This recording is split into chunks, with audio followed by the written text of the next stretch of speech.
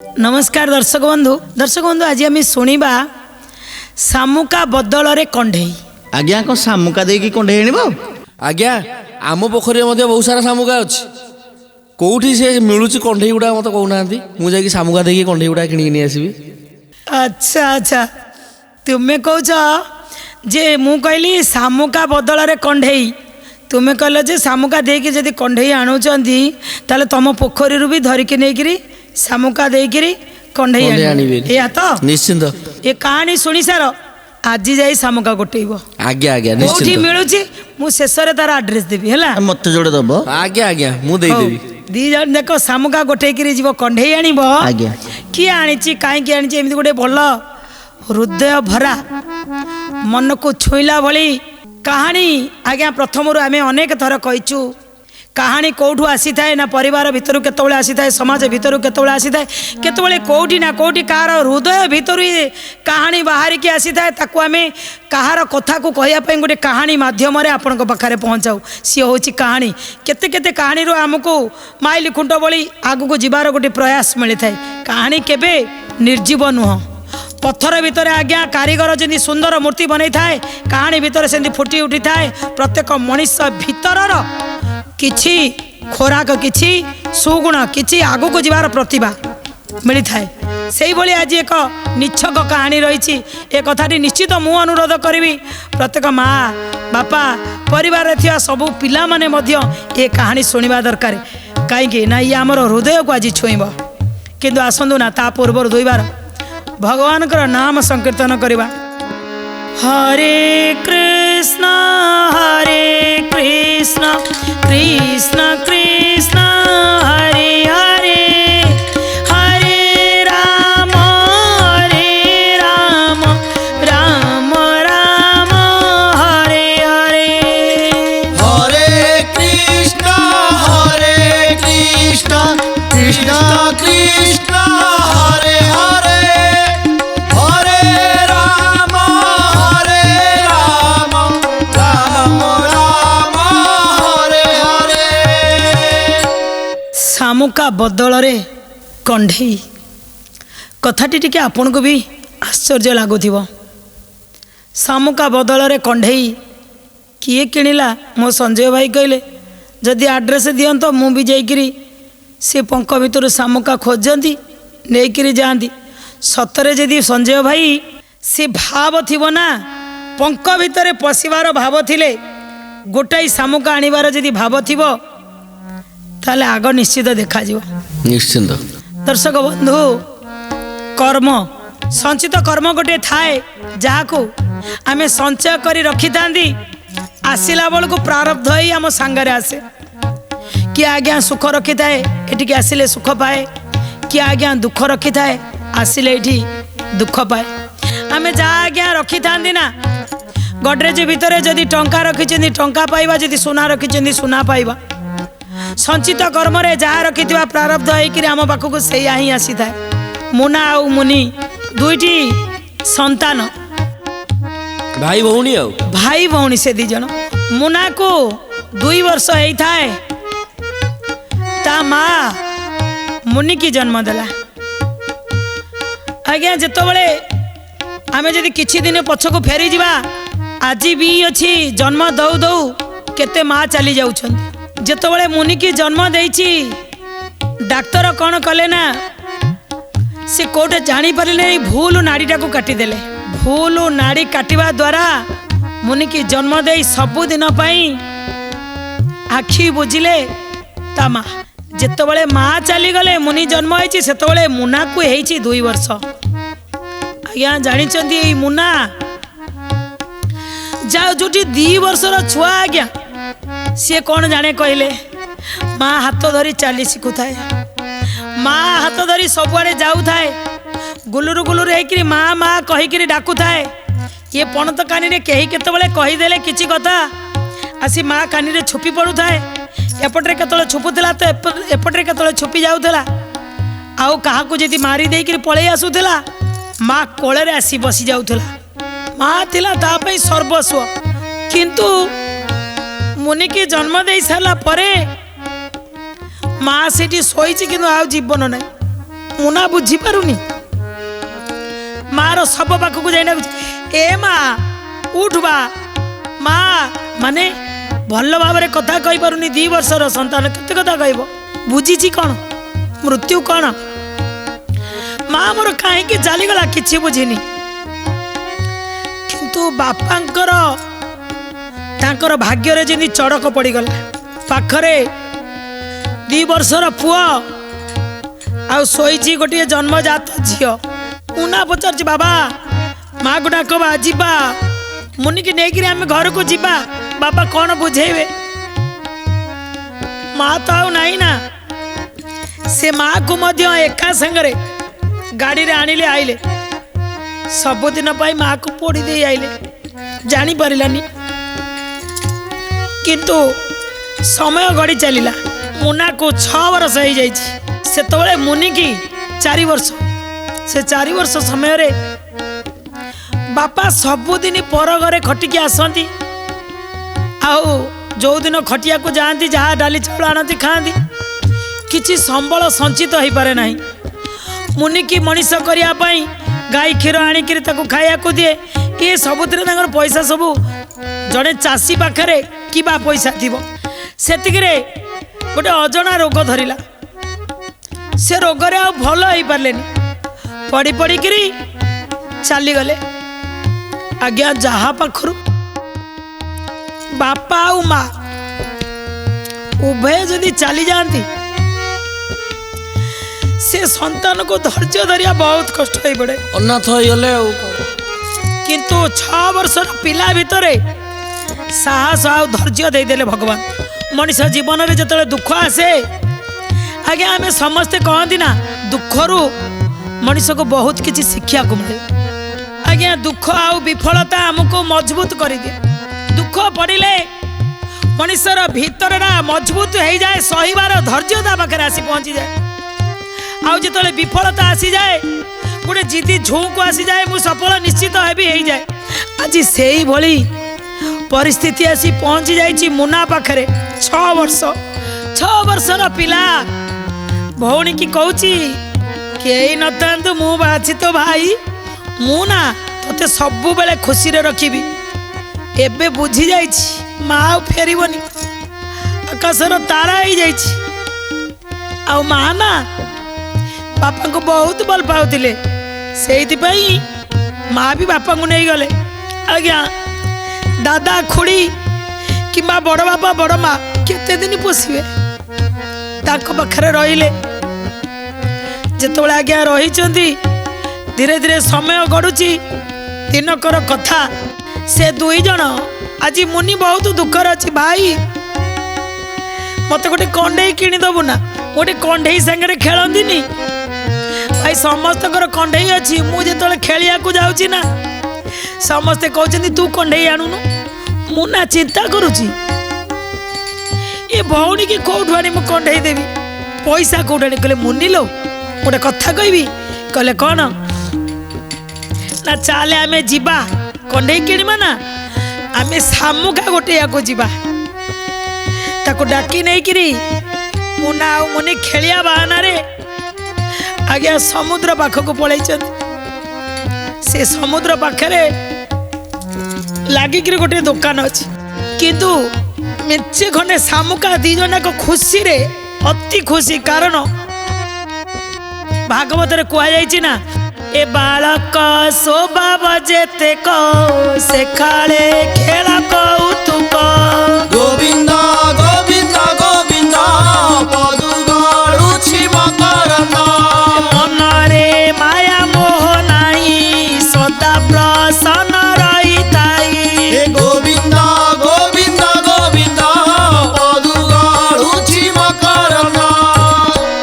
ବାଳକ ସ୍ୱଭାବ ନା, ସେ ଶାମୁକା ଗୋଟଉ ଗୋଟଉ ପୁରା ଖୁସିରେ ବୋବାଲ ହେଇଯାଇଛନ୍ତି।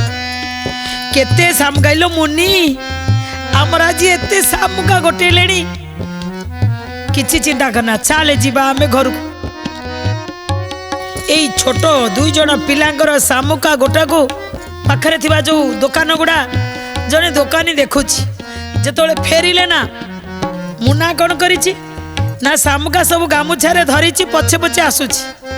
मुनि टिके आगे आगे दौड़ी दौड़ी के पलि आला गोटे दुकान पाखरे रही जाइए मुना टिके आग को पलि कहला मुनि कुआड़े गला पछुक अनेला मुनि गोटे दुकान आंगुली हाथ देकर गोटे कंडे की देखुची मुना पछुक अनेला अरे मुनि कुआड़े गला देखला पछरे ठिया फेरिकी आला कहला कौन लो मुनि सी कहला भाई लो ये कंडेटा नेबी तू चिंता करनी देखु माने जेमिति गोटे दमदार मजबूत भाई आज कोटी कोटी टंका हाथ में धरी बोली भावुची कौच चिंता करनी यहीटा नबू तो अरे मुझे देवी ने उठे निजे आणिकी मुनि हाथ को धरे ये कंडेटा तो ना ना ध तो भाई अच्छी ना एति जो कहूँ जो दुकान से कंडेटी किणी से दुकानी अनईला ये दी भाई भौणी सामुका गोटे सी जीवन में बहुत घात प्रतिघात देकी आसी देखुं ये भाईटी ता भौणी दी जन आसी कौन कहूँ आसिक पहुँची गला कहला आज्ञा मो भौणी मुनि जो कंडेटा नेला ना ता दाम केते कहले तो पाखे केते अच्छी दे तू जी दब मुझे रखी देखु सी भारी बढ़िया लोक सी कौन कहले तो पाखे जहाँ अच्छी दे या तो कहले ना ये जहाँ कहले कौन धरी सबुतक शामुका को पाखे ढाली देले जो शामुका सब ढाली देले दुकानी एमती कौन नेला से कहले कौन आज्ञा कम लगी कहले नाई आज्ञा कम है अरे कंडे तुलन तो अधिक शामुका तुम्हें देदेलनी से शामुका को सते कि जमीती टंका देछन से गणुचंत केते शामुका माने गोटे चारिटा मात्र शामुका रखिले दुकानी आउ कौन कले ना सबुतक शामुका को ताका मुछारे पुणी देदेले नियो बापा काम लगे ये चारिटा शामुका तुम कंडे गला जा खुशी रे मुनि खुशी मुना खुशी पळे आसिले ए समय रे आज्ञा से दुकान रे जो सेल्समैन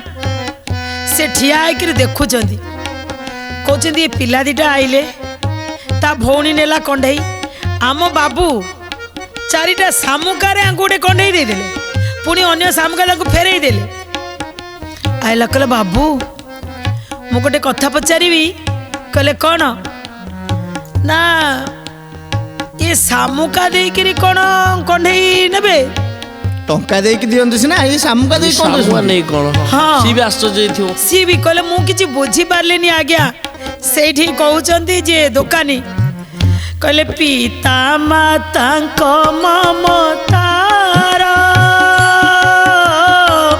न थाए किछि पटांतर न थाए किछि पटांतर न थाए किछि पटांतर माता ममतार स्वरूप विश्वास पितांक स्वरूप विश्वास पितांक स्वरूप विश्वास पितांक स्वरूप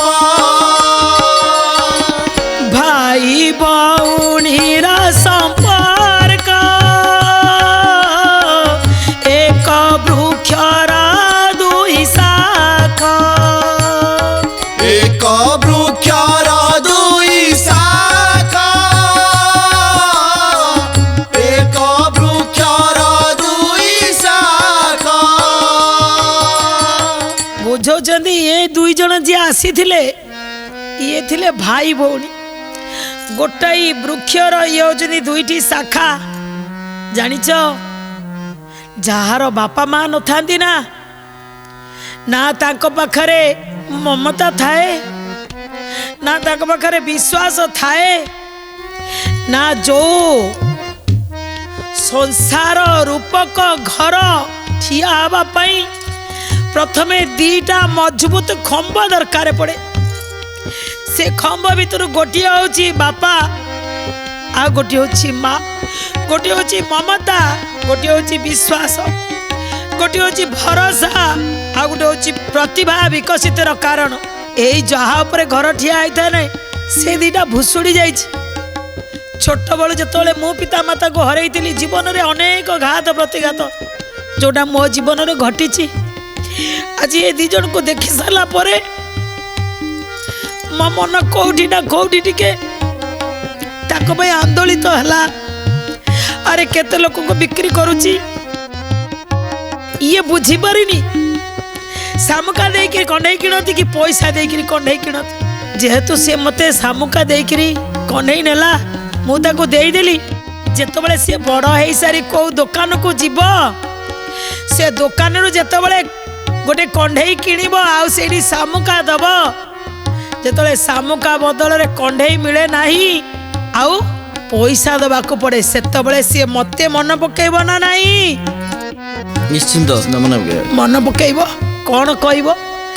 ଆରେ ହେ ସେଇ ଯୋଉ ବାବୁ ନା କଣ୍ଢେଇ ଦେଇଥିଲେ ମୋ ମୁନିକି, ଶାମୁକା ନେଇଥିଲେ। କେତେ ବଢିଆ ଲୋକ ବି ଦୁନିଆରେ ଅଛନ୍ତି, ଖୋଜିକି ଆସିବ ମୋ ପାଖକୁ। ତା ହୃଦୟ ଭିତରେ ଗୋଟେ ଜାଗା ତିଆରି କରିଥିବି ମୁଁ ନା ଆଜ୍ଞା ଗଲା କଣ୍ଢେଇଟା ଯେହେତୁ ଶାମୁକାରେ ମିଳିଗଲା ମୁଁ ନା ମନ ଭିତରେ ଆଉ ଟିକେ ଭରସା ହେଲା ତାହେଲେ ଶାମୁକାରେ ସବୁ ମିଳିବ ହେଲା।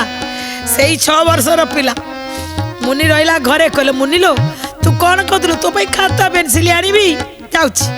ଆଜ୍ଞା ସମସ୍ତେ ଭଲ ଲୋକ ନୁହଁ। ଯେତେବେଳେ ଆଉ ଗୋଟେ ଦୋକାନରେ ଯାଇ ପହଞ୍ଚିଛନ୍ତି କହିଛି ଆଜ୍ଞା ଏଇ ମୋ ମୁନି ପାଇଁ ନା ମୁଁ ପେନସିଲ ଆଉ ଖାତା ନେବି, ଦିଅ ନା। ସେ କହିଲେ ଏତିକି ଟଙ୍କା ଦିଅ ନା। ଏଇଗୁଡ଼ା କେତେ ନେବ ନଉନ? ଏଗୁଡ଼ା ଶାମୁକାରେ। ଆରେ ଶାମୁକାରେ କିଏ ସବୁ ଖାତା ବହି କିଣନ୍ତି? ଶାମୁକାରେ ଖାତା ବହି ମିଳିବନି। କହିଲେ ନା ଖାଲି କଣ୍ଢେଇ ମିଳିବ। କଣ୍ଢେଇ କାହିଁ ଶାମୁକାରେ ମିଳିବ? କହିଲା ଆଜି ବା ମୁଁ କଣ୍ଢେଇ ଆଣିକି ଆଇଛି। ଆରେ ଶାମୁକା ଦେଇ କଣ୍ଢେଇ ଆଣିକି ଆଇଛି।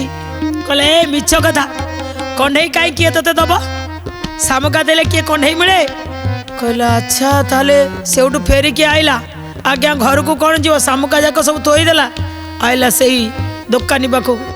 ଆଜ୍ଞା ସତରେ କ'ଣ ଶାମୁକା ଦେଲେ କଣ୍ଢେଇ ମିଳେନି? ଆପଣ ଆମକୁ କାହିଁକି ଦେଲେ? ନା କିଏ କହିଲା ତତେ? ନା ସେ ଖାତା ଦୋକାନୀ କହିଲା ଯେ ଶାମୁକାରେ କିଛି ମିଳେନି। ଦେଖନ୍ତୁ ସେ କେମିତି କହୁଛନ୍ତି, ଆରେ ଯାହାର ଉଚ୍ଚ ମନ ଥିବ ଅନ୍ୟ ଭାବକୁ ସେ ବୁଝିବ, ଅନ୍ୟ ଭାବକୁ ସେ ବୁଝିବ, ଅନ୍ୟ ଭାବକୁ ସେ ବୁଝିବ। ପରର ଉପକାର କଲେ ପ୍ରଭୁଙ୍କ କୃପା ମିଳେ ବୋଲେ, ପ୍ରଭୁଙ୍କ କୃପା ମିଳେ ଭଲେ, ପ୍ରଭୁଙ୍କ କୃପା ମିଳେ ଭଲେ। କହିଲେ ବାବାରେ ଯାହାର ଉଚ୍ଚ ମନ ଥିବ ତାହାକୁ ପଥ ଯେ ମିଳିବ। ତୋର ଯୋଉ ଉଚ୍ଚ ଭାବନା, ତୋର ଯୋଉ ଚିନ୍ତାଧାରା, ଆରେ ସବୁଠି ପଇସା ଦେଇକିରି ସବୁ ଜିନିଷ କିଣା ଯାଏ ନାହିଁ। ବେଳେ ବେଳେ ନା କଉଡ଼ି ଦେଇକିରି ବି କିଣା ଯାଇପାରିବ, ଶାମୁକା ଦେଇକିରି କିଣା ଯାଇପାରିବ। ତାର ମଧ୍ୟ ମୂଲ୍ୟ ଅଛି। ତୁ ଯୋଉ ସମୟ ଦେଇକିରି ସେ ଶାମୁକାକୁ ଗୋଟେଇଥିଲୁ ଆଉ ସେ ଶାମୁକା ଗୋଟେଇଲା ବେଳେ ଯୋଉ ଭାବନା ରଖିଥିଲୁ ଯେ ଶାମୁକା ଦେଇକିରି ମୋ ମୁନି ପାଇଁ କଣ୍ଢେଇ ଆଣିବି, ସିଏ ତତେ ଆଜି ସାହାଯ୍ୟ କଲା। ତେଣୁ ମୁଁ ଆଜ୍ଞା କିଛି ବି କରିନି। କାହାର କେମିତି ଭାବନା ତୁମ ପାଇଁ ଏଇ ଶାମୁକା ଦେଇକିରି କଣ୍ଢେଇ ନେଲ ସେତିକି ତୁମ ପାଇଁ ଯଥେଷ୍ଟ ଥିଲା। ନା ସତ କଥା କୁହନ୍ତୁ ଶାମୁକାରେ କଣ୍ଢେଇ ମିଳେନି? ନା ନା ଶାମୁକାରେ କଣ୍ଢେଇ ମିଳିବନି। ପଇସା ଦେଲେ କଣ୍ଢେଇ ମିଳିବ, କିନ୍ତୁ ତୁମ ଶାମୁକା ପଇସା ଠାରୁ ବି କମ୍ ନଥିଲା। ତା ଭିତରେ ବହୁତ ଭାବ ଥିଲା। ଦର୍ଶକ ବନ୍ଧୁ କାହାଣୀଟି ଭାରି ଛୋଟ କିନ୍ତୁ ଭାରି ହୃଦୟସ୍ପର୍ଶୀ। ଯିଏ ବାପ ମା ନଥିଲେ ଭରସା ଗୋଟିଏ 6 ବର୍ଷର ଭାଇ ଉପରେ ଭଉଣୀ କରିଛି। ଭାଇ ତା ଭଉଣୀର ଓଠରେ ହସ ଦେଖିବା ପାଇଁ ଶାମୁକା ଗୋଟେଇକି ଆଣି କଣ୍ଢେଇ କିଣିଲା। ଆଉ ସେ କଣ୍ଢେଇ କିଣିବା ପାଇଁ ଯେଉଁ ଶାମୁକା ଦେଇଥିଲା ସେ ଶାମୁକାର ବଦଳରେ ସେ ଜାଣିଗଲା ଯେ ଇଏ ଶାମୁକାରେ କିଛି କିଣି ହେବନି। କିନ୍ତୁ କଣ୍ଢେଇ ଦେଇଥିବା ଲୋକଟାକୁ କହିଲେ ଆପଣ କେତେ ଭଲ ଲୋକ। ସତରେ ଏ ଦୁନିଆରେ ଆପଣଙ୍କ ଭଳିଆ ଭଲ ଲୋକ ବି ଅଛନ୍ତି। ଆପଣଙ୍କୁ ମୋର ପ୍ରଣାମ। ସତରେ ଶାମୁକା ଦେଇ କଣ୍ଢେଇ କିଣି ହେବନି, କିନ୍ତୁ ଆପଣ ଶାମୁକା ରଖି ମୋତେ କଣ୍ଢେଇ ଦେଲେ। ଦର୍ଶକ ବନ୍ଧୁ, କାହାଣୀ ଭାରି ହୃଦୟସ୍ପର୍ଶୀ, ମର୍ମସ୍ପର୍ଶୀ। କାହିଁକି ନା ଦୁଇ ଜଣ ଭାଇ ଭଉଣୀଙ୍କ ଭିତରର ଇଏ କାହାଣୀଟି ମୋର ହୃଦୟକୁ ଛୁଇଁଲା, ଆପଣଙ୍କ ହୃଦୟକୁ ଭାବୁଛି ନିଶ୍ଚିତ ଛୁଇଁଥିବ। ଆପଣମାନେ କେତେବେଳେ ବେଳେବେଳେ ଅନ୍ୟକୁ ସାହାଯ୍ୟ କରନ୍ତୁ, ଶାମୁକାଟି ବଦଳରେ ହଉ ଦିଅନ୍ତୁ। ଆପଣ ତ କେତେ ପଇସା ରୋଜଗାର କରୁଛନ୍ତି, ବେଳେବେଳେ ଖୁସି, ଅନ୍ୟ ଖୁସିକି ସାଉଣ୍ଡନ୍ତୁ ନା, ବହୁତ ସେ ଅମୂଲ୍ୟ ସମ୍ପତ୍ତି ହେବ ଆପଣଙ୍କ ପାଖରେ। ଆଜି ଆମକୁ ସମୟ ଇସାରା ଦେଲାଣି, ଆମେ ତ ସମୟକୁ ଆଉ ଅପେକ୍ଷା କରିପାରିବାନି। ଏଇ କଥାକୁ ଆମେ ଏଇଠି ରଖିବୁ, ପୁଣି ଆମେ ଆସିବୁ ଏଇଭଳି ହୃଦୟସ୍ପର୍ଶୀ କଥା ନେଇ ଆଗାମୀ ଅଧ୍ୟାୟରେ, ଏହି ସମୟରେ, ଏହି ଚ୍ୟାନେଲରେ। ସେ ପର୍ଯ୍ୟନ୍ତ ଆପଣମାନେ ଖୁସିରେ ଥାଆନ୍ତୁ। ବେଳେବେଳେ ଅନ୍ୟକୁ ଖୁସି ରଖିବା ପାଇଁ ନିଜର ଟିକେ ସାହାଯ୍ୟ କରନ୍ତୁ। ଏ କାମନାର ସହିତ ଆମେ ରହୁଛୁ। ନମସ୍କାର, ଜୟ ଜଗନ୍ନାଥ।